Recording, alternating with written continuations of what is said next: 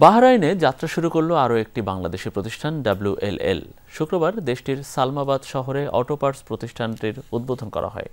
সুমন প্রধানের তত্ত্বাবধানে ফিতা কেটে এই প্রতিষ্ঠানটির উদ্বোধন করেন বিভিন্ন কমিউনিটির নেতৃবৃন্দ। অনুষ্ঠানের প্রধান অতিথি ছিলেন মোহাম্মদ মহিউদ্দিন, বিশেষ অতিথি ছিলেন নাজমুল হাসান সোহাগ।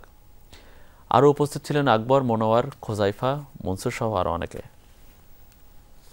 বাহরাইনের সালমাবাদ এলাকায় ড্রাইভওয়ে অটো পার্টস WLL কোম্পানির নামে একটি কোম্পানির আজকে উদ্বোধন হলো, শুভ উদ্বোধন আলহামদুলিল্লাহ।